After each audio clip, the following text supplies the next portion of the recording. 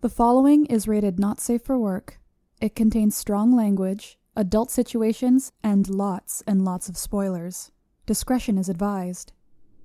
In the criminal justice system, cinematic-based offenses are considered especially heinous. The dedicated attorneys who investigate these villainous films are members of an elite squad known as the Reels of Justice. These are their stories.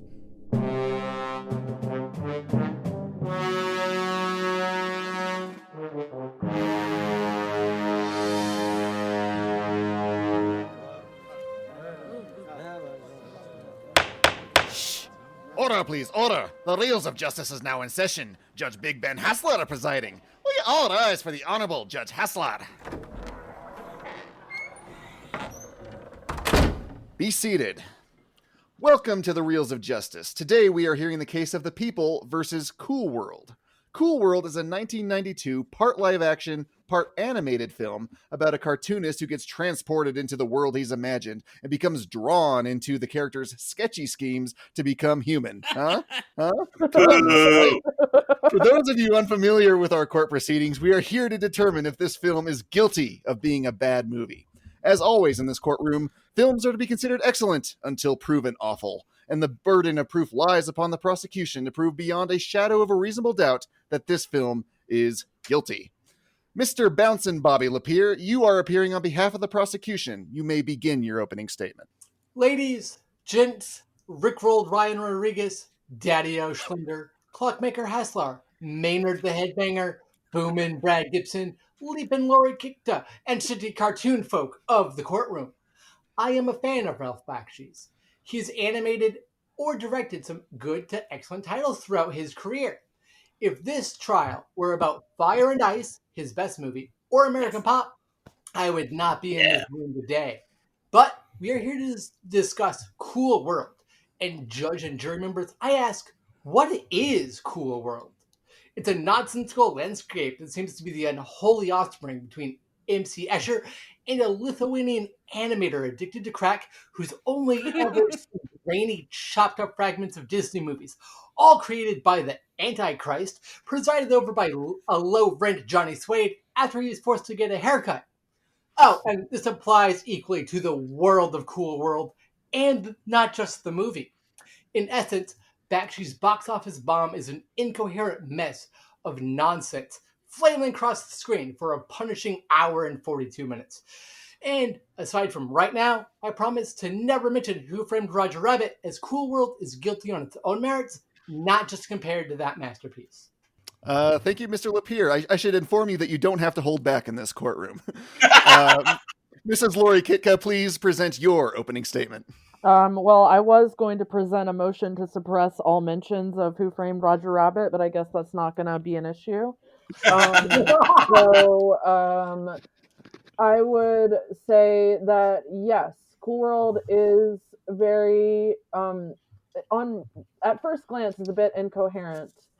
And I think that it's because this is not supposed to be a blockbuster movie. It's an experimental examination of an artist's obsession with their work. And so therefore, any of the references to animation from the animator and like any sort of nonsensical stuff is all in the brain of Gabriel Byrne's character, I feel like. But here's my official opening statement. Cool World to me is one of the coolest movies in the world. It is a visual acid trip, a warped twist on Pinocchio. It's a lot of things, but the thing that gives it credibility is its cast and director. The material is weird AF, but the actors interpret it well. It is definitely both a product of Bakshi's mind and the era which it was created, the 90s. Saying that I feel like Cool World is a great time capsule film to observe 90s film subculture. This movie is not a mainstream movie. It certainly wouldn't be made by a major studio today. And by comparison with similar material, one could argue that there are better types of human animation hybrid, but that's not what we're here to do. We're here to decipher if Cool World is a good movie of its own accord, and I would argue that yes, it is. It's a movie for weirdos and misfits. It doesn't live within its own rules or any others. It's a rebel of a movie. If If anything, I would say that Cool World is not bad, is misunderstood. Thank you. Thank you, Mrs. Kitka. Bouncing Bobby LePire, you may present your first piece of evidence. First off, we need to acknowledge that writer-director Ralph Bakshi had a rough go of it while making Cool World. The script was initially written by Poltergeist scribes Michael Gross and Mark Victor, and it was going to have a hard R rating. But this gave the new studio head at Paramount pause. So Bakshi was forced to swiftly rewrite the script, only for co-writer and son of the studio president, Frank Musco Jr., to blindside him with a whole new screenplay. Then, about halfway through, star Kim Basinger decided that she wanted to make this movie more child-friendly so kids in hospitals can watch it and be empowered. Good job. The question if she read the script before even agreeing to be in this movie, but that's another matter entirely. While these are hard obstacles to overcome, a final product was produced and released to abysmal reviews, and Cool World only got worse with age, and here's why. Right from the start, Cool World becomes a chore to sit through. The house music, or techno, groove tunes, EDM if you prefer, during the opening title sequence does not work. The music's this energetic, lively, bouncing tune, but it's being played over a completely black background and blue text with nothing else going on. It's just discombobulating to listen to and watch at the same time, and that sets the tone for the rest of the movie. And it's the entire song, right? It is. I wouldn't be surprised. I did not time it, but it is a long time. The credits are long. Miss Kikta, do you have a quick rebuttal to the opening credits? Yeah, I mean, again, we have to put ourselves in the time that the movie was made out. It was 1992. And I believe that song was done by My Life with the Thrill Kill Cult, and they were very popular in sort of industrial subculture at the time. So at the time, to go along with the title of the movie, the song was cool. Now, maybe not, but at the time, it was. And so you have to observe this movie as a time capsule. It exists in a bubble that we're not currently also existing in. Objection, just because the song itself isn't the issue. It's that song playing over something so utterly mundane. The song's the better part of the two halves, but it's a mishmash between the visual style, which is boring, and the lively, energetic tune being played, and it's just confusing. Well, I hear that music, I'm expecting something arousing to happen, and I'm reading people's names. For an animated film. Yeah, I mean, well, as you mentioned before, there were problems with the studio, and I have to imagine that was probably something that they argued over, and it ended up the way that it ended up. But I feel like they do put that song to good use later on in the movie when Hollywood is performing in the Flash, or whatever the name of the club is. I just don't think that that's enough reason to say that the movie is bad. I mean, yeah. No, it wouldn't sink the film on its own. Oh, no. It's an opening that perfectly shows how Cool World, this is my next point entirely, is just one tone slapped on top of another without any thought of if those two tones, or multiple tones if it's more than two, meld together cohesively. In the beginning of the movie, after the open credits, Brad Pitt's coming home from World War II. Is it World War One? I forget. World War II. And his mom's happy to see him. They have a little family thing. They go on a motorcycle. Car crash. This car crash is then intercut with Mr. Clean's scientist father trying to open a portal to the real world. The scientist father is a cartoon creation, and he's short, has big glasses on, looks entirely cute and goofy, does not fit the tone of this hard car crash that has happened. This disparity is jarring, and it takes the viewers out of the film, and it happens repeatedly throughout these sort of things where it's just one thing happens and then random aside or random something else to take you out of that moment. And it just never, you can't re-enter the movie. You can never get back into it.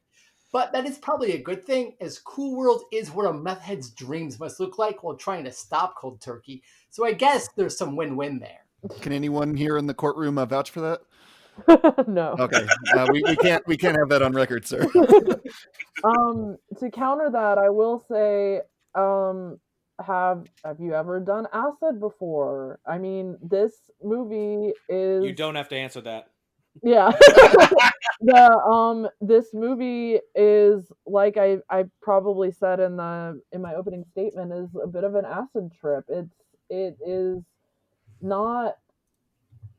It's experimental, and so therefore the narrative is more dependent on like the visuals, because that's what Bakshi was able to contribute to the movie. As you mentioned, that the screenplay was taken away from him, so I think he was just trying to assert himself in some way by showing these weird tableaus and then, interspliced with the human interactions.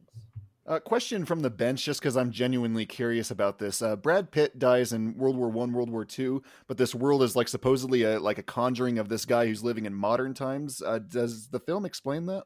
No. It does. There's a throwaway line in which the character Gabriel Byrne plays, his name is Jack Deebs,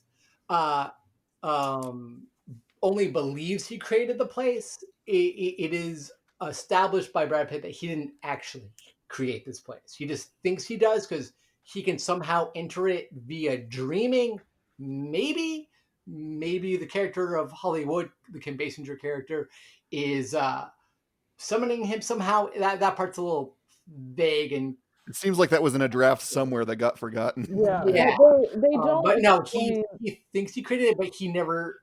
They refute that within the movie itself.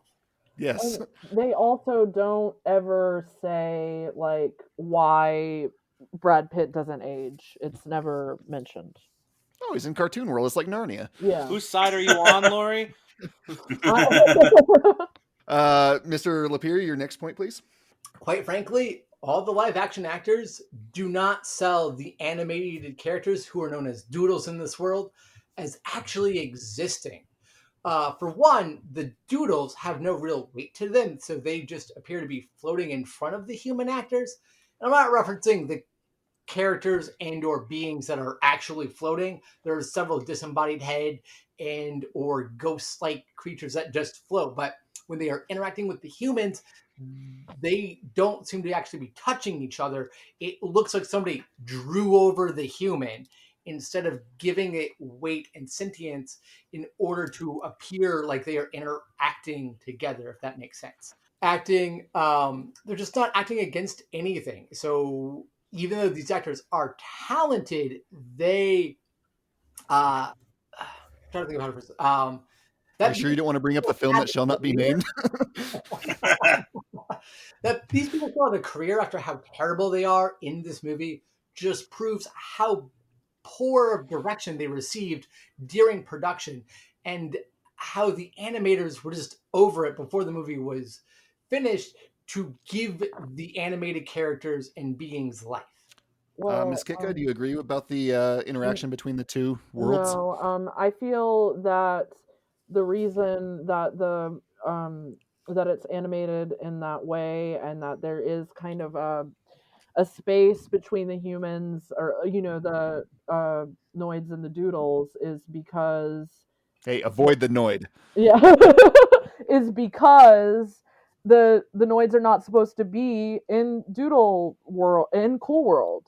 They're not supposed to be They there. let Brad Pitt stay there for no apparent reason other than a smart guy brought him in.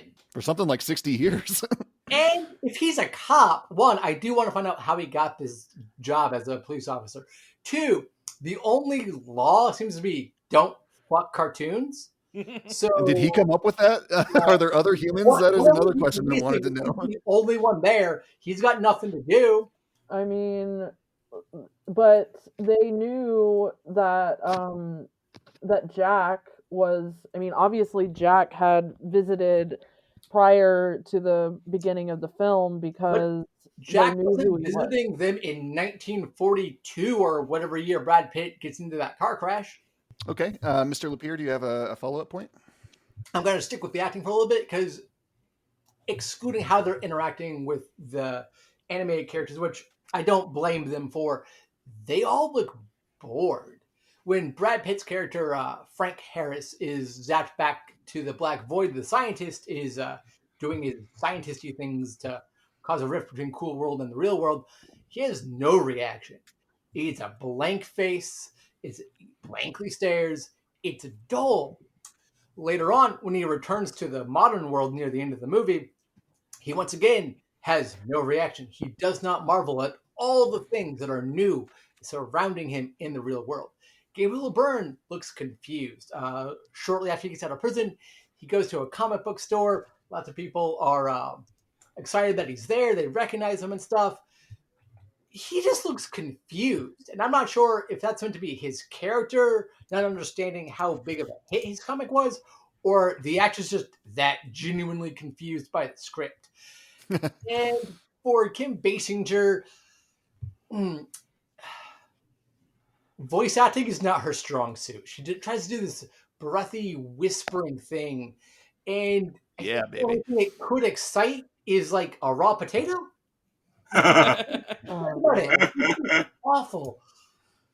And later on, when she's phasing between a doodle and annoyed because she finally gets to fucking bang a human, and all she wants is to do that and become a real person like Pinocchio, but it goes wrong. So now she's going in between cartoon and real person. She doesn't look scared. She doesn't even get like a determined grin on her face, so she knows she has to go get this mystical, maybe it does, maybe it doesn't exist, spike of power thing. She just looks angry that it's happening, and that's not really objection. I will say the whole scene where she's performing with Frank Sinatra Jr. is like a complete antithesis to what you just said. Like, she's celebrating the fact that she's real by doing that performance, because that's exactly the type of person that she was in Cool World, but she gets that to is do, like, a real before she starts phasing between. That is like she starts phasing at the end of that performance. She's still, I think, I like Kim Basinger in this role. I think that she's funny. I think that the costumes for like the type of character that she's supposed to be, which is like this sort of talisman of like what men want or whatever, I think that she conveys that very well. And I think that you can tell that she is I think you can tell she's angry. I mean, there's the whole scene with her and Jack in the car where she's driving and throws him out of the car and everything. So that's the real life version. What about the cartoon version in the voice that was acting? no, they were going back and forth between being real and cartoons at that point. But well, the objection just be overruled, because I think this is subjective for the jury to decide. I will say, when she's human, I think Kim Basinger is perfectly fine, aside from when she's flipping between the two. I do find it odd she's not reverting back to her normal doodle self, though. But Thank you. Yes, I was confused about that as well. That will be brought up later on. As a human, I think Mason does fairly well, even if that song and dance number doesn't totally work. But mainly because I think it's boringly filmed. The movie's flatly directed. It has no atmosphere or tone or style. And when it decides to have a style, it just goes to a different style the next scene in. It doesn't make any sense. But anyway, jumping back to the animation, the animated background characters are on loops, and noticeably so. It's not like one scene's lasting 5 minutes, and as a character walks out, you see a background character repeat things. No, it's just a few seconds, and they're just on loops. And I understand that Bakshi takes a lot of his inspiration from the really early days of animation, Max Fleischer kind of stuff, but it's still really shoddy looking in a movie that had this kind of a budget with these stars. What was the budget? $30 million. Thank you, jury. Thank you. And quite frankly, it looks like the shoddiest carousel at the world's least enjoyable amusement park. It is It is ugly to look at, and it's annoying to look at. Ms. Kikta, your thoughts? I disagree. I mean, I'm still just gonna come from the place of that this movie is not it's not meant to make sense. Like it is an acid. Is that an trip. insanity plea I hear from you? I mean, yes, technically, because I mean, this movie does not follow normal narrative structure, and I think that It follows I mean, no structure. I think that if it was intended or not, that it was handled to the best of Bakshi's ability, you know, especially being fought by the studio. So, like, yeah, that's It is what a known fact studios kill films. yes, exactly. And I feel like we have to forgive Bakshi and the movie for the fact that it had all that interference. I think that you can see what was meant to happen, and places it was not executed perfectly, but in some places I feel like it does. I feel like there's some really cool animated scenes, like when Frank Harris and Ants are or what is that, nails are climbing up the um Hollywood's apartment building. Like that's a really cool, like kind of weird scene that I enjoy. And she's That allergic takes to place in the clouds out of real world. nowhere to add dramatic tension because they needed something to happen. Yeah, I mean, well, how have you ever watched a movie before? It's called Suspension of Disbelief. Like that, and it's a cartoon, for God's sake. Like, it's why are called things supposed internal to be logic. realistic? Every movie has an internal logic. I can buy people interacting with animated things or jumping realms or magic existing in the real world, whatever the movie's asking me to buy. But you have to have an internal logic, and if you need something to happen, set it up. If Nails, who is my favorite character in the movie, by the by, I have very little issues with this character. I think he's well drawn. I think he's got the best lines. I think his voice acting is great. That character is almost the only thing. No, is the only thing that got me through this movie because I liked him. But he's just allergic to clouds because they needed an obstacle before achieving their goal. That's it. It's not like they set up he's allergic to clouds when we first meet him or anything. It's just for that one scene. It's never brought up before or after. But why would you just randomly mention that you're allergic to clouds so unless it you're doesn't in the come out of clouds? nowhere as everything else does. Because quite frankly, when the scenes of the exposition heavy dialogue that is just the bulk of this movie as Jack dreams his way into Cool World and back, and then just is bumming and sad that he's not in Cool World and wants to get back and goes back. It's just dialogue between everybody, and when the dialogue gets too uninteresting, even for the director, he just cuts away to random things that have nothing to do with anything whatsoever. It's so confusing. And this leads me to a very important part because I wish to call a witness. Oh. None other than It's been known to happen. Who is your witness, sir? I call Boomin' Brad Gibson to the stand. Hey. Oh. Your Honor, I was not told there was going to be a witness. I told that this person was going to be on the jury. That's why it's a surprise witness. Mr. Brad Gibson, please place your hands on this Looney Tunes box set. Do you swear to tell the truth, the whole truth, and nothing but the truth? So help you God, or Walt Disney. So help you Walt Disney. I do. Your witness. Boomin' Brad, if you please, can you tell the court about the last time you bought an item? Any item will do. Make it up for all I care. If Sure. in-person tip, please start with I was driving or walking to X store. If online, please begin with I opened my browser to Amazon or eBay or whatever online retailer it was, and then describe searching for the item and what item it was. Sure, absolutely. Since we're all stuck inside these days, everything is pretty much shopped for online. So today I was online browsing for a bike rack, planning a big bike trip when the world... Ladies and gentlemen and doodles of the court, if You direct your attention to the right. You'll notice a red balloon with a Sharpie smiley face attempting to choke itself to death. Brad, please continue. Oh, sure. And so I'm looking for a bike rack to go on my car. So there's a website called Trailer I like for accessories like that for the car. So I opened that website and I started searching for the bike rack that would fit my car. Now, if I can get everybody in Objection. We get the point. We get the point of what you're trying to say. We get the point. Objection. There's no reason to continue this line of, this particular line because I think we all understand what you're going for. Will the counselor yield? I yield. All right. Any further questions for this witness? Someone explain it to me. I didn't get it at all. Am I allowed to question the witness? Yes, technically. You will have your time to cross-examine, yes. Okay. Well, Bobby, do you still have questions? No.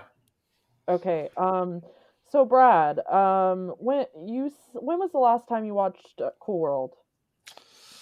Let's see. It came out in '92. That's when I saw it. That's the last time that you saw it? Yep. Okay. And you haven't seen it since then? I have not.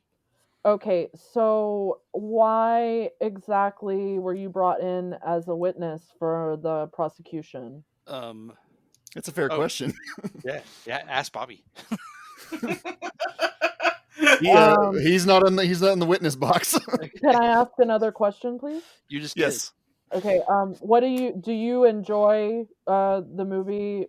Okay, let me rephrase that. Do you feel like that Cool World has redeeming qualities? Absolutely. I'm a huge fan of that film. All right. Thank you. No further Since you're in the jury, I hereby instruct you to disregard your own testimony. When you're in All right, I will. I'll forget all about it. All right. The witness is excused. I don't understand anything that just happened. I don't understand it either. Mr. Bouncing Bobby LePire, would you care to elaborate?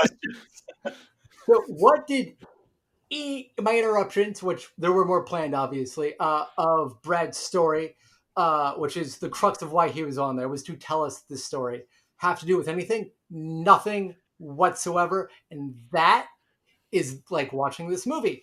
Two characters, two of the main characters. Let's say it's Jack and Frank.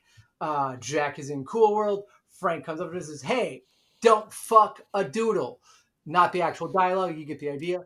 But because it's happened so often already, because this movie's endlessly repetitive and feels endlessly long, that instead of focusing on them talking, Bakshi will randomly cut away to some doodle doing something, whatever that something is. Sometimes it's a floating head. Sometimes it's a character ordering something at the strip club, bar. I don't even know wherever Holly works, wherever that place is meant to be. And that sort of thing. And it's all so disconnected from the main story that instead of being interesting, you're confused by what you're supposed to be looking at because it doesn't add anything at all. And these constant cutaways absolutely ruin the climax of the movie. Flash forward, near the end, Holly does become real. She gets to the real world. She's searching for this character, Vegas Vinny, who's this like urban legend in Cool World, and discovers that if she gets the spike of power, she can permanently become human. So now that's what the ending of the movie's about, is she's trying to get it. Frank and Jack and a few others are trying to stop her. So she does eventually reach it and get it. And then Cool World and Earth are melding together.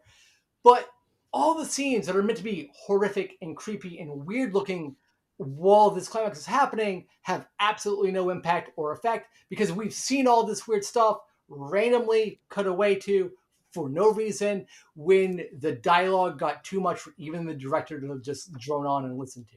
Okay. We'll have to let the jury munch on that. We need to let the defender have her time. Do you have any last points? I have one more, and that is about the sets.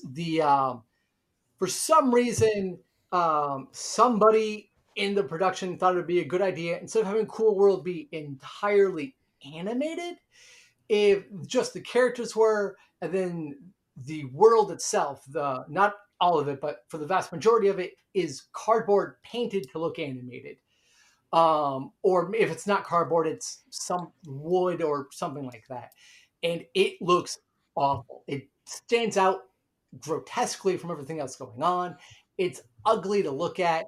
And it makes the fact that the character animations for your main doodles was so rushed and so poorly done that they don't ever interact believably with the world they're meant to exist in. On that same note, the character Brad Pitt plays is a detective who's driving a real car in Cool World. It's not a cartoon car. It's not one of these paper mache wood cardboard set design cars. It's an actual like 1940s. And it switches back and forth between cartoon and real car. I have how did that even get there? And why is he allowed to have it when nothing else in this is? Because he interacts with cartoon things, such as smoking a cartoon cigarette all the time.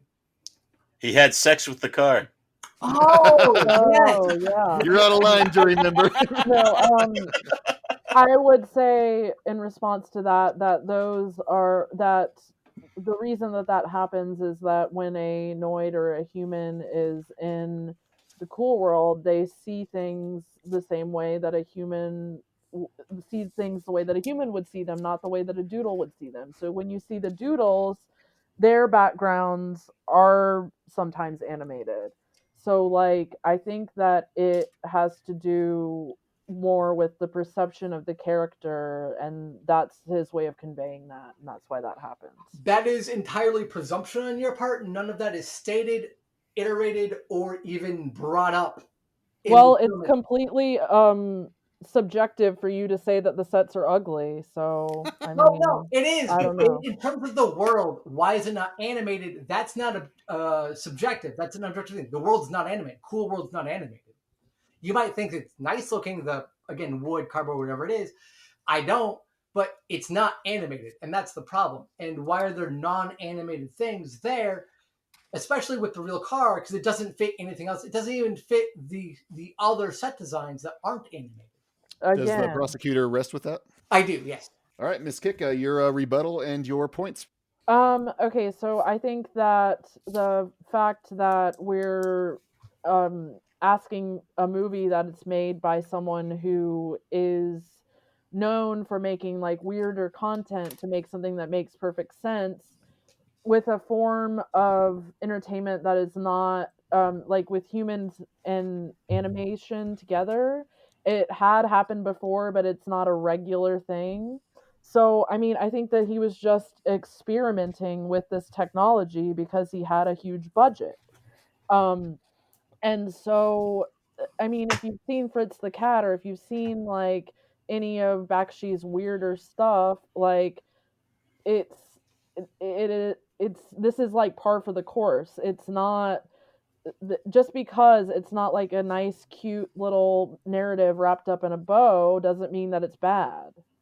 And I feel like that was what Counselor LePire was trying to say. And I think that movies without a linear narrative like are just as valuable as films that are not. Objection. I never said I want the movie to have a linear narrative. I want the movie to have internal consistency and logic to itself. If you want me to buy into the fact that, we'll use Mary Poppins as an example, a nanny can fly via an umbrella. The umbrella talks to her. She can magically jump into chalk paintings on the sidewalk and all these other things. I'm willing to do that if you're consistent and set up the way that these things happen at some point. Cool World, like the umbrella never stops making her fly. Cool World never sets this up, so it's hard to understand what I'm supposed to be focusing on and what I should care about when the characters aren't set up and when the story's not set up. So nothing invests me in the movie. Nothing invests anybody in the movie.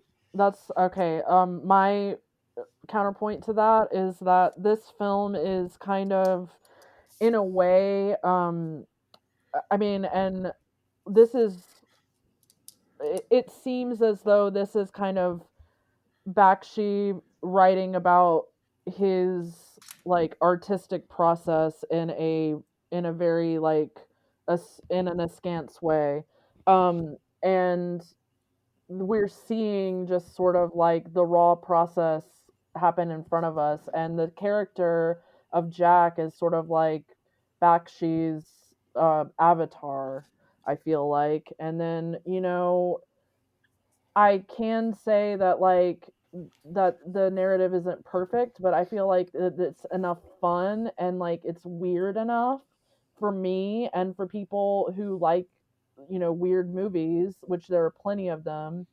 I think that that's enough for that audience. And that, again, if someone wants more from the movie, that doesn't mean that the movie is bad. Okay.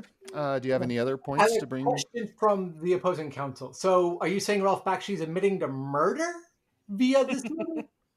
You don't have to answer that, counselor, but you may if you choose to. No. I mean, I think that he, if anything, maybe he was in a similar situation where he wanted to kill his wife's lover and didn't do it. I mean, obviously he's not a murderer, like, to my knowledge. Never convicted. Yeah, he has not been convicted. To your knowledge. To my knowledge. To your knowledge. Yeah. To my knowledge.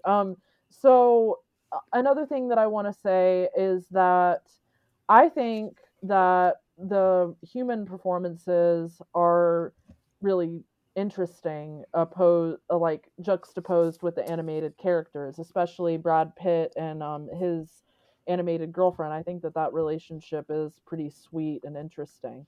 And I think that Kim Basinger is really, really fun as Hollywood. In some ways, I would say that she's my favorite character in the film. Because she's just chaotic evil, and she's Eat it, nails. Yeah, she's kind of the reason why nothing makes sense, because she's willing to forego like everything to become a real person. So I think that I think that the performances are good, and I think it was what introduced me to Brad Pitt. So and that is a good service to the world as far as I'm concerned. So, and also Gabriel Byrne, like he's I'm not saying that this is his best performance, but he does a good job acting against nothing. This is like the same kind of thing as like doing any sort of superhero movie or any sort of CGI or whatever. Like they're, acting against nothing. So I think that they did the best that they could with that. And then those are my arguments. That's the norm now. Yeah. All right. Mr. Bouncin' Bobby LePire, you may present your closing statement. I rewatched Cool World in preparation for this trial for, I think it was only the second time in my life that I'd seen this, but I rewatched it with my wife. And once it ended, she commented that the film was, and this is a direct quote, even worse than expected. And we both went in expecting this to be pretty damn rotten. Cool World is the most open and shut case of 1,000% guilty this court has ever seen, even more so than Silent Night, Deadly Night 5, The Toymaker. Whoa. I happen to know there was a great prosecutor on that case. I empathize with the struggles Bakshi faced from fearful producers, a demanding star who kept changing her mind on what Cool World should be about, and a script that was literally taken away from him multiple times and made into something entirely different. So do I blame him for this fiasco of a film? No, I do not. But that in no way makes this movie watchable. It barely has a story. The characterizations are non-existent for roughly an hour or so. The random cutaways to doodles doing their own thing are so unrelated to anything else going on that it's confusing. This is the movie Jesus uses to punish Lucifer when he gets out of hand. Oh my God. The jury. Will you cite your source on that? Vote guilty or else when they die, they'll become doodles. And I cannot imagine a worse fate for anyone. All right. Thank you, Mr. Bouncing Bobby LePire. Miss Kitka, your closing statement, please.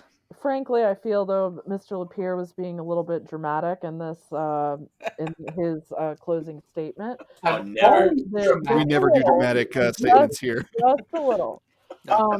And I would argue that yes, like this movie was not what it was intended to be originally. Neither is any movie that has ever been made. There is always something that's going to be off the wall, or, you know, the producer's not going to agree to it. The star's not going to say this, blah, blah, blah, blah, blah. And I feel like he worked with it to the best of his ability. This movie is not perfect, as I said, but it is interesting and it has value. The animation is fantastic. And even if it is on a loop, it's like, it's a mind freak, I guess, in the parlance of Chris Angel. This movie is not supposed to make sense. It's supposed to be an like a visual acid trip, and that's all there is to it. It's, you know, to me, it's that simple, and I don't think because it doesn't make sense that it makes it bad, and that's all I have to say.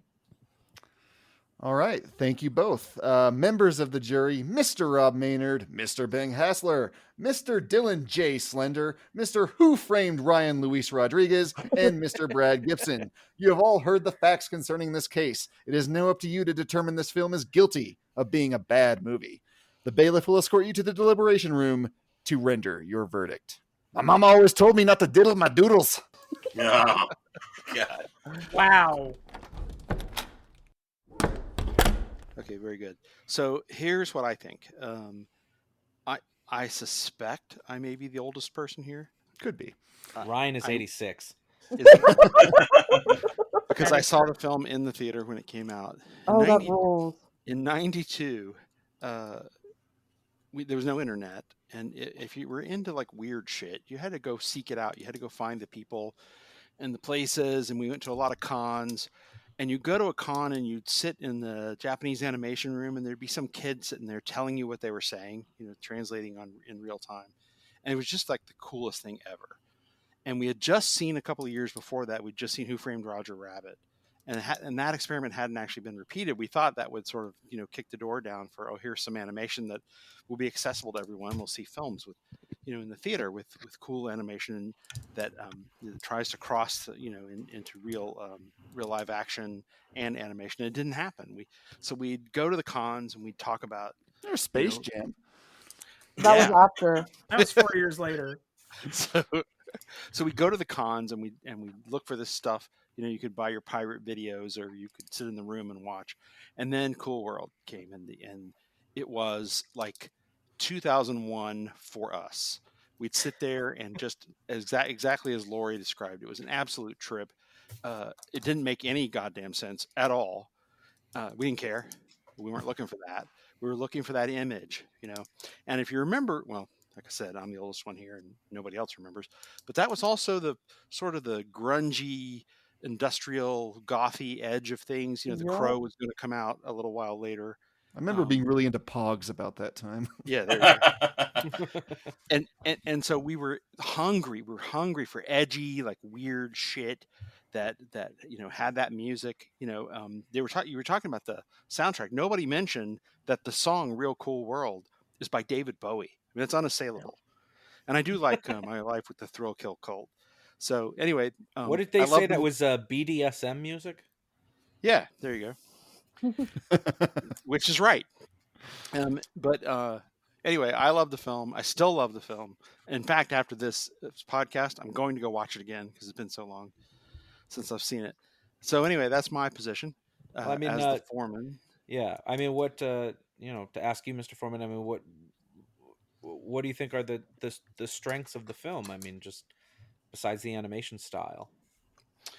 I mean, as far as story, as the story, what a we didn't give a crap about the story. We didn't care. So do we all agree that the story is bonkers? Would you say that I don't think the story's bonkers. to me, the story is a huge missed opportunity. Like, what sets this movie, or what could have set this movie apart from Roger Rabbit, is the Pinocchio aspect of the cartoon trying to become real, which is, you know, not really something that they do. I mean, Who Framed Roger Rabbit secretly has a cartoon who can disguise himself as a human, but Spoilers. You know, we have the warning, but Not for you know, Roger Rabbit. it's a warning for all films. We will spoil all films in the course of this trial. But they never explored that idea of a tune becoming real. And I think that that's probably the thing that makes Cool World cool, but they don't really execute that all that well. Although I think it's maybe the best thing they do. It's still not great. Right. No, I agree with that. There are kernels in here, like, that could be expounded upon in other films, but Yeah.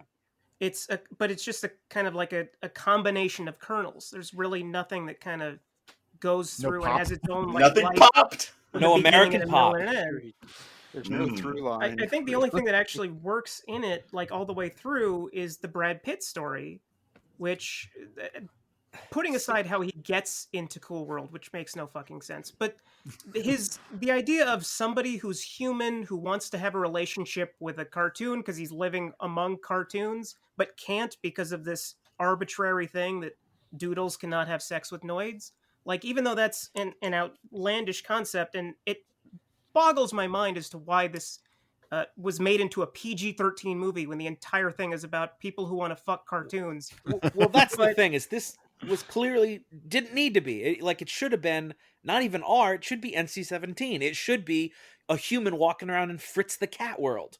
Yeah, but I think that Brad Pitt's arc works. I believe him in the like emotional moments where he's telling his girlfriend that they can't actually have a physical relationship and that it actually eats at him and that he doesn't want to go back to the real world. He wants to stay there because he didn't belong in the real world. I buy all that stuff. I really enjoyed that stuff. But I think that is working on kind of like a level that's above the actual film. And But does their film, relationship really resonate with you? Like, I understand on paper what it is, but I feel nothing for the two of them. But maybe because his girlfriend gets such little screen time, and maybe it's because she's a cartoon. But I mean, forget the pun, but she's really one-dimensional. She's just an animated woman who wants to bone Brad Pitt, and it's like, well, who isn't? No, I don't disagree. I don't disagree at all. But I think that, I mean, if we're talking about the implicit biases that we bring to the jury room, that's something that works never. For me, at least. And I honestly, for me, that's the part of the story that impinged least, on my mind. I did like Brad Pitt quite a bit. I liked his character, but that relationship didn't really hit me strongly. But again, we were just watching it for the visuals, pretty much, and the music. But Can I also ask a think question. What's the deal with the animator turning into like a superhero at the end and then never ever turning back? Like, we just like lose this, like, the actual character and never even think about him again because the movie's just so bonkers at the end.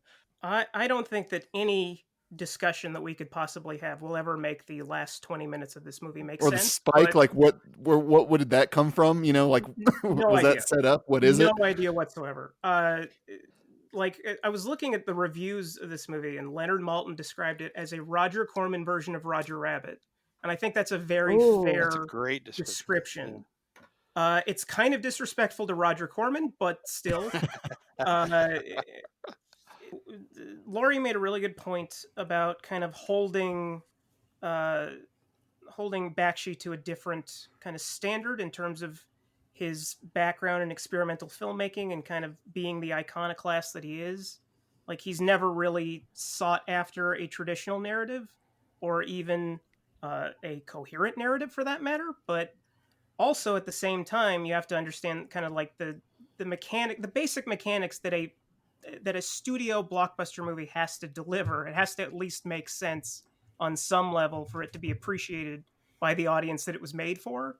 And I don't know what the difference is between whether it was just a movie that he shot that then was taken away and mangled in the editing, or if it didn't make sense ever. I don't know which of those two this is. We won't know because, to me, the script was taken away. And I would say that probably the original version of the script probably was that more NC-17 hardcore Bakshi kind of movie, like what if you were dropped into Fritz the Cat? Okay, that'd be a lot of fun. Like, this movie should be full of cartoon tits. I mean, let's just say it. Well, it was intended to be R. It was intended to be a horror movie. And then Frank Mancuso Jr., who had experience with the Friday the 13th movies, went in and said, no, this is going to be PG-13.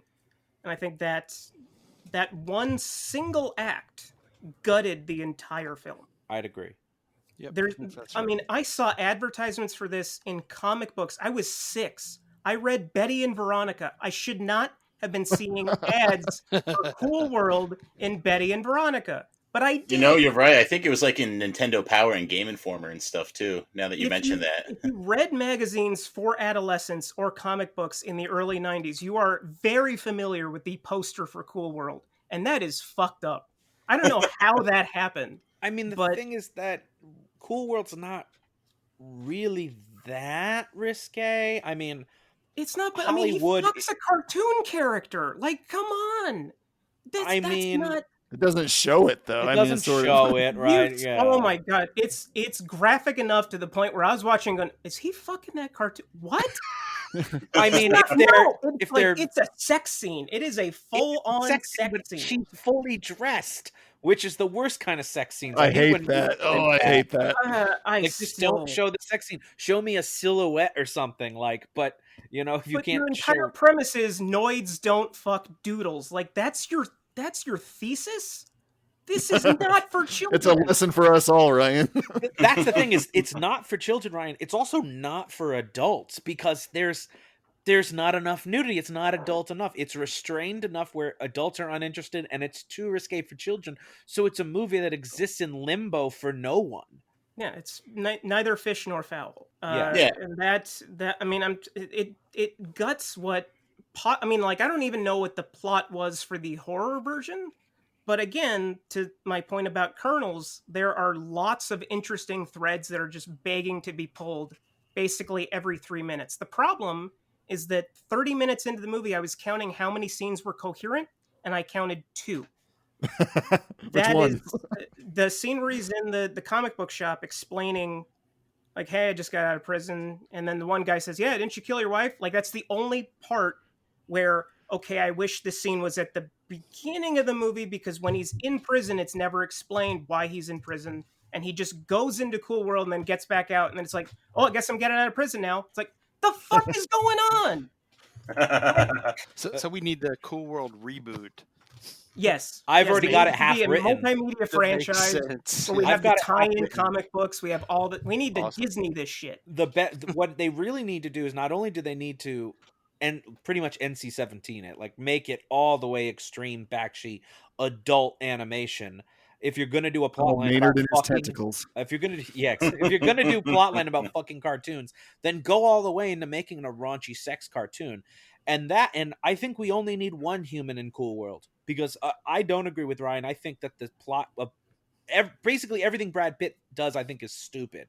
And I think keep Brad Pitt, make him Deebs. He was supposed to be Deebs. Yes, that's what it should be. Didn't want it. It should be one human in there, and let's say there's a cartoon sheriff or a cartoon detective that's after him, and then when they go into the real world, you can have the cartoon detective go into the real world, and you've got a good little cross there. But to me, you didn't need the 2 humans at all. I agree. It made way more sense if a cartoon was like enforcing the "you don't have sex with cartoons" thing than him for some reason. That's what I say. Like, the only law is about humans, and the human has to enforce the law. I just, like, how do you not see it? He came up with it, you know. Yeah, it's like who watches The Watchmen, you know?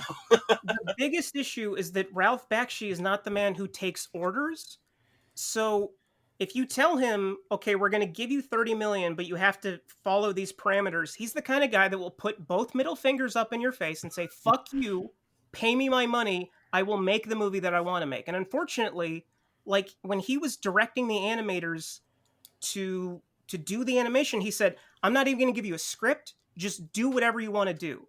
That is someone who is a true artist, but reckless, should not be in charge of a movie like this.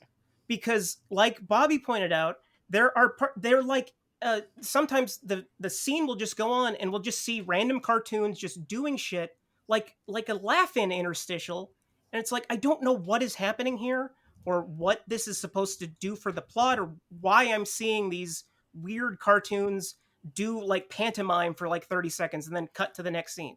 It oh my god.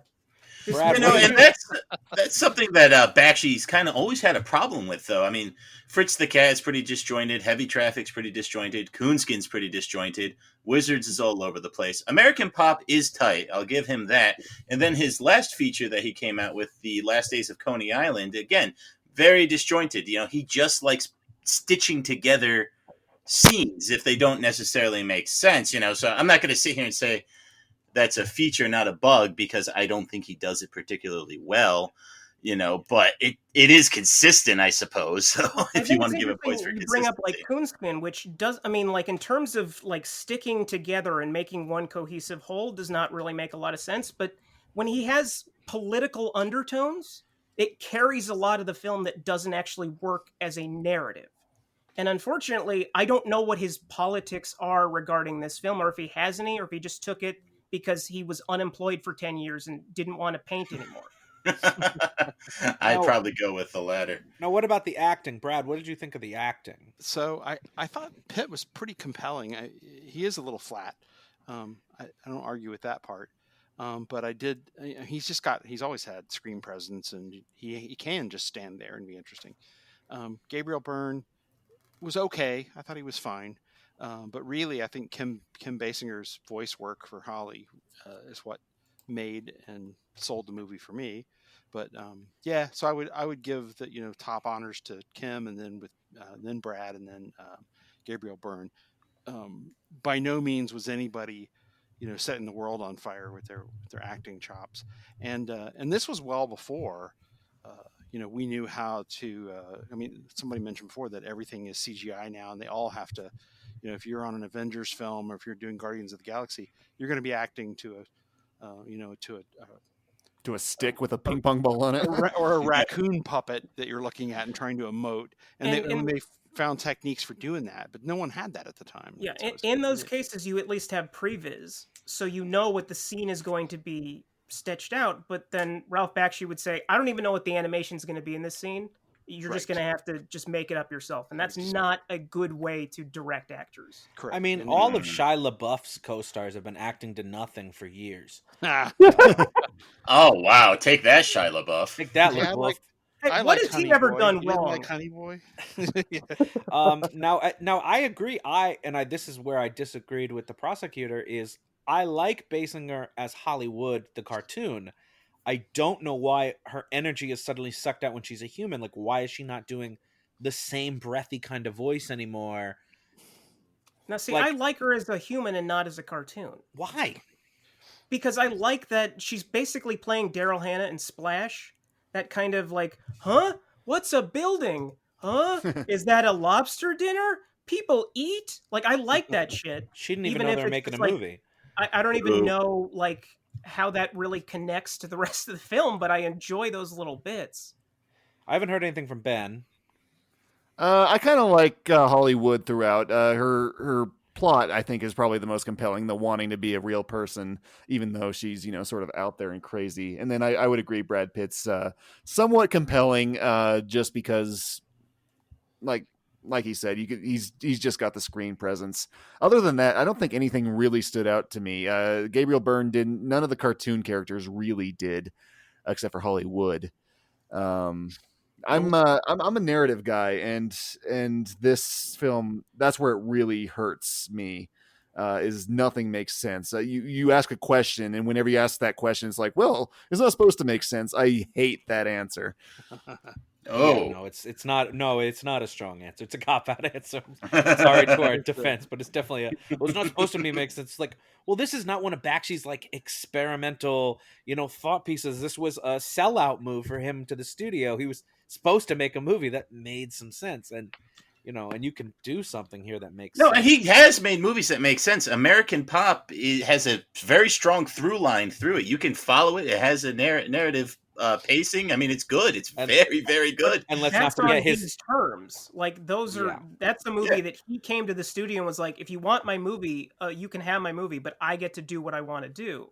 and And I let's not think that forget when you his, have in the position of doing of following orders, that's not a prospect that can actually equal something that is releasable as a studio film. and let's not forget his best film, Fire and Ice. Great. I can't Fire believe and Ice is Bobby great. said it was his best film too. It's Well, not. probably because Bobby and So- I are right and you're wrong. No, So I too like seeing people run at the screen for 30 minutes at a time. I'm gonna I go like on Wizards record better. first. I do like Wizards a lot too. I'm gonna Wizards go is on records first with a verdict. And while I like Bakshi, I like his animation style. I think there's too many things that don't fit here, and they don't look like they're in the same world. It was a good try by the defense to say, well, they're not supposed to be, but that's a nice argument, but really that wasn't what they were going for. It wasn't intentional. They were just cheap and crappy. So I'm going guilty. So you're guilty. I am seconding that motion. Guilty.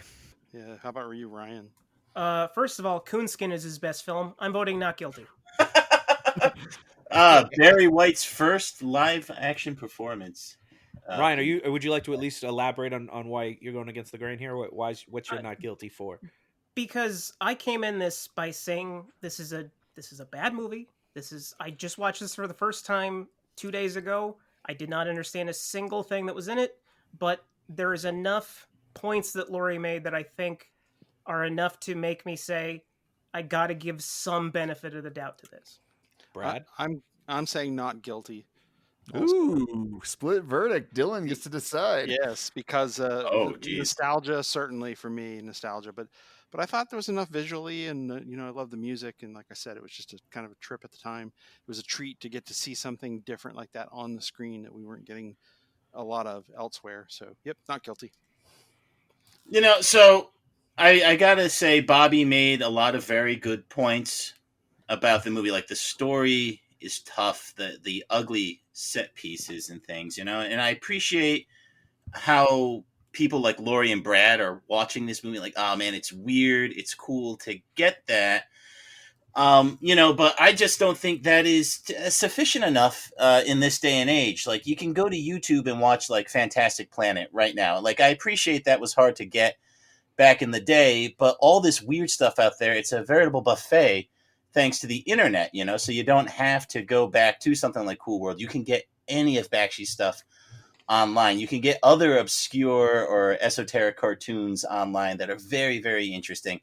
And if you just hold the director to his own standards, like we were talking about Wizards, Fire and Ice, Coonskin, I mean, these are much, much better movies. And I'm a big fan of holding directors even up against themselves. So I'm definitely, based on the strength of Bobby's argumentation and how Bakshi has conducted himself before and after, because I would even say Last Days of Coney Island is better than this, and that's not even that good.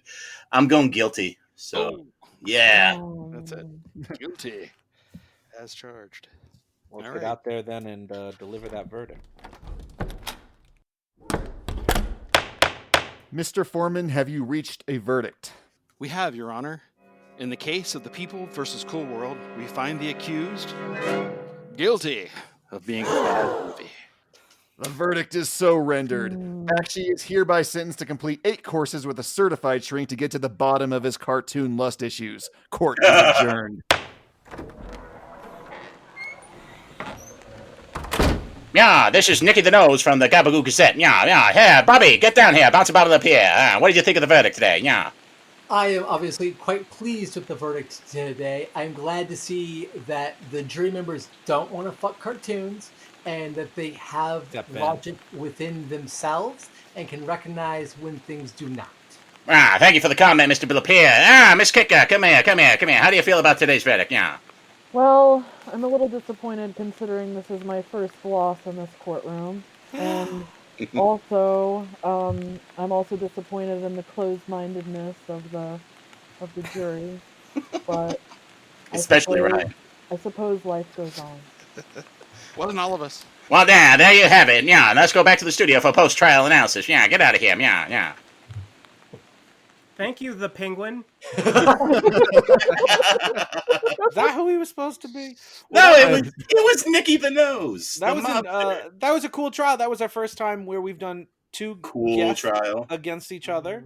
And obviously we had a guest juror too. All contributors to Film Threat. So it was a Film Threat Royal Rumble sort of thing. For a film that's backsheet insane. I don't know about that. I'm announcing my resignation from the show. But I guess we'll start with Bobby since he was victorious. Bobby, what's been keeping you busy lately? What have you been up to? For starters, remind me to send you guys my case file for this. I had a lot I didn't actually get into. You didn't need it. 40 minutes just for me to go over everything I had written down. Damn. But like usual, it's Film Threat just picked back up as we were quote unquote closed for the holidays. So starting just before Christmas, going through just after the new year, but we're now officially reopened. So it's back to editing. It's back to writing. It's back to hearing from publicists who they really want their movies reviewed and, the usual stuff like that. Usual, no big deal. Awesome. Lori, how about you? What have you been up to? I'm still writing the screenplay that I was writing last time. Almost done. Cool World 2? Yeah. Cooler World. Continues. The coolest world. And also we at Film Threat, I am going to be just found out I'm going to be covering Sundance virtually, which is very exciting. Cool. I'm really Very glad. cool. I heard you had to beat up Brad Gibson for that. It was quite the feat. I mean, he was a very strong contender. On February 5th, I'm going to be with Chris Gore and the cast of Beast Mode, which includes James Duval and a couple of other actors from the movie and the director and the producer. And it is a Film Threat watch party. It's basically like we're doing the commentary for the movie, so you could theoretically watch the movie and listen to the commentary that we're making at the same time. So that's People kind of the talking idea. over movies? I can't stand it. But so that's kind of that's on February 5th. So if you guys have a chance to check that out, that'd be awesome. Yeah, totally. Well, I'm sure we'll be able to share that link around too when it comes. And Brad, you're new to the show. This was your first time on. Thank you for joining us. That was great. What has been keeping you busy? So, been doing a lot of awards season film watching. A member of the Online Film Critics Society. Were there films that came out? There were. There was at least 4. Oddly enough, yeah. You didn't see Wonder Woman? Oh, it's not all right. Don't start that. Don't start that. So, doing a lot of award season film watching. Still doing a lot of reviews of Film Threat, as Bobby mentioned. We're sort of back in the swing there. I'm also going to be doing Sundance film work, review work. So, really looking forward to that. I got to go in person a couple of years ago, and it was a blast. But in my secret identity is I'm an IT project manager, so I do that during the day. Oh, I do IT. I hate project managers. Yeah. Stop making my life harder, Brad. That means Except they're for you, doing their Brad. job. So, but anyway, so that's me, and thanks very much for having me on. This is great fun. I appreciate it. Oh yeah, we'll have to have you a on. prosecutor defend the film. Yeah, exactly. We'll have you on to be a lawyer sometime. Now that you've seen what it's like. Yeah, that'd be great. It's a Now that heavy you've job. seen why not to do it. We'll even let you pick. You could go up against Ryan as many times as you want. But we'll swing over back to Bobby. Bobby, give us a recommendation for a movie that you think people should check out. It's 2021, guys. That means the recommendation is Return of Daimogen. Yes! The Daimogen.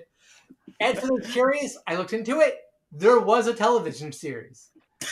What? Where is it? I want to watch this. You'll have to recommend that in 2022. Oh, I love it. All right, great. I really want to find TV series. I wonder if it was ever actually produced. But It's called Full Send it my way when Diamond. you get it. It's a sitcom. Lori, what have we got a recommendation for people for a movie they should check out? Yeah, I mean, I guess since I just talked about the watch party, that you guys should check out Beast Mode. It's a movie about it has C. Thomas Howell and James Duvall. C. Thomas Howell is a director, and his main star it has to go through a series of weird chemical challenges, and there's monsters and Ooh. a bunch of like satirical shit about Hollywood, and it's really fun. And James Hong and Ray Wise are also in it, so it's really Nice. cool. Ooh, now I have to watch it. So that makes Yeah, them, and it's not on like free streaming, but it's on all the VOD platforms. Okay, So cool. go rent cool. it. I heard the magic word, monsters. Oh, Yeah, that's the gonna magic get you. word. Oh, can I just make a comment real quick? Please do. Sure. I had such a hard time defending this movie after watching it today.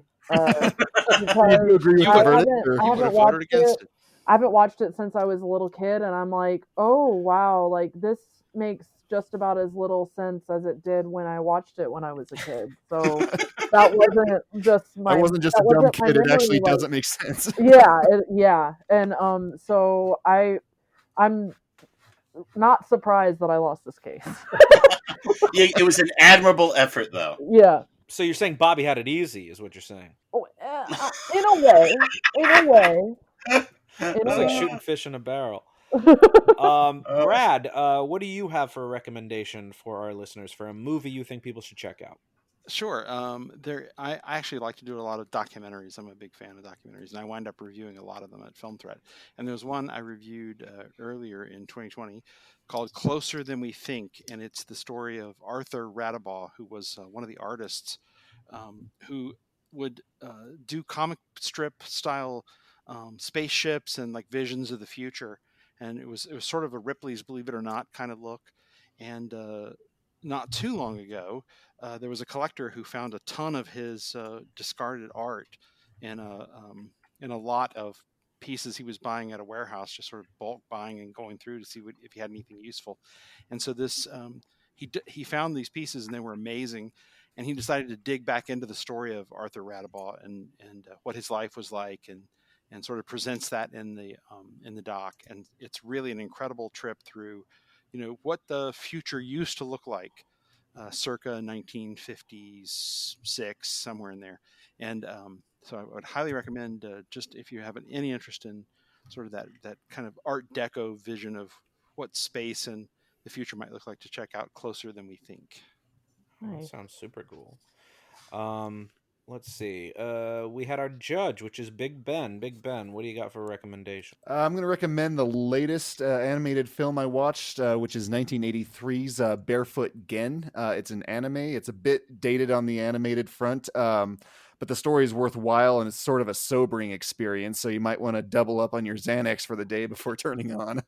It's about a kid who sort of survived the Hiroshima bombing and the atomic bomb in Japan in the 1940s. So it very gruesomely sort of depicts the effects of that, and also the struggle of the people that were in that area at the time. So it's kind of it's nice to watch this sort of film and sort of like see the other side of in American history. We sort of glance over the bomb, and it was being a very necessary step to end the war. It's good to like sort of see the effects of that, rather than we just got to ride home in our planes. Nice. So I brought you all down. That was already down. You didn't do much. Yeah, because now it seems so heavy that I feel like it's inappropriate to ask if there were tentacles in it. And Do it. well, Commit to the bit, I Maynard. did anyway. But Can't wait for that joke to lose its steam, man. it's never Not gonna gonna happen. Dylan, what is your recommendation? Okay, well, I didn't have one, so I stole Ryan's notes, and I found an obscure cartoon with political undertones, like we were talking about with Coonskin, and this is called Vampires in Havana. It came out in '85, and it was actually a Cuban animated film, as in From the Island of Cuba by Juan Pedron. And it's basically about vampires in Cuba trying to find a way to get like artificial blood to all the vampires. It's a pretty interesting movie. I think it's all in Spanish. I don't know if you'd have to watch it with subtitles. I don't know if there's a dubbed version of it. But as I was saying in the jury, it's so easy to find these quote unquote obscure and esoteric cartoon movies. So here's one that could be a feather in your cap for all your other animated buddies out there. Vampires in Havana. So it's not Cuban in that all the people in it are squares? No, the main character goes Babalu all the time. No. I'm editing that out. Ryan, you're gonna have to always edit out my Ricky Ricardo impression. Ryan, you're gonna have to think of one on the fly now since he stole your notes. Yeah, because I've totally seen that. My first of 19 recommendations this week is it's another Paramount release from the early 90s that had a polarizing critical response, albeit a much more positive one than Cool World. It's Mario Puzo's The Godfather Coda, The Death of Michael Corleone. I can't imagine why that title didn't stick. Francis Ford Coppola is no stranger to revisionist history, and with this re-edit, he attempts to remold The Godfather Part 3 as a flawed epilogue instead of a bad conclusion to an otherwise perfect trilogy. And I wasn't impressed with a lot of it, but the last 30 minutes are easily the best thing that Coppola did in the last 30 years and can stand up to some of the best moments in the first two films. It's not streaming anywhere as far as I can tell, but it's on Blu-ray, and I support physical media. You could always get it at the library. I don't give a shit. I didn't make it. I don't get paid either way. Thank you. Pretty great. And can we get on Canopy, by the way? No, not at the moment. Hopefully soon, though. They're pretty up with that stuff. Come on, Canopy. I know you listen to this show. So my recommendation is going to be another animation mixed with live action, and probably the best film to really have ever done that, although it's a bit of a cheat, because it used stop motion animation. And that's going to be King Kong from 1933. And I mean, technically it's animation, Ryan. I mean, stretching the boundaries here, stretching the boundaries. And it's actually, you know, the animated figure of Kong, the stop motion figure, actually looks like he inhabits the world that he's stomping around in. And it's believable when he interacts with things, especially, you know, for 1933. So clearly we had the technology available to make it look like people were interacting with animated things. Easily by 1992, we should have been able to accomplish this. So one more nail in the coffin. That is Cool World. God damn you. Jeez. It's really not that bad, y'all. Like, I can't, like, it is a little nonsensical, but I don't get angry. It's not the worst thing I ever watched. I agree. It is bad. And with that, I want to thank our film threat guests, Bouncin' Bobby LePire, Lorry Kikta, Brad Gibson, for joining us. Thank you, guys. Thank you very much. Thank you for having us again. This is a great show. Bobby, you did an awesome job. Thank you, Lori. So did you. Thank you. Lori. And Brad, of course, you did a great job, too. Yes, Brad, you were wonderful. And we hope that you guys will join us again. I know, Lori and Bobby, this was your fourth time for Lori, actually. Yeah. So I think one more time, Lori, you get a T-shirt. Oh my God. No, that's God. your 10th visit. Okay, right. He's upped it to 10. He upped it to 10. 15, you get a toaster. Oh, okay. I recommend getting the shot glass, actually. The shot glass is beautiful. They are, actually. There's not like a gigantic teddy bear? What the hell? That's 30. Yeah, you have to get the water in the clown's mouth, and you're not gonna like the clown we got. Oh, Jesus! And can we be out of show, please? We're all out of show. But we hope you join us next time as the reels of justice keep turning. Later. Count it. Bye. Bye. Bye-bye. Bye-bye. Please follow us on Twitter at Reels of Justice, Instagram Reels of Justice, and Facebook.com/Reels of Justice.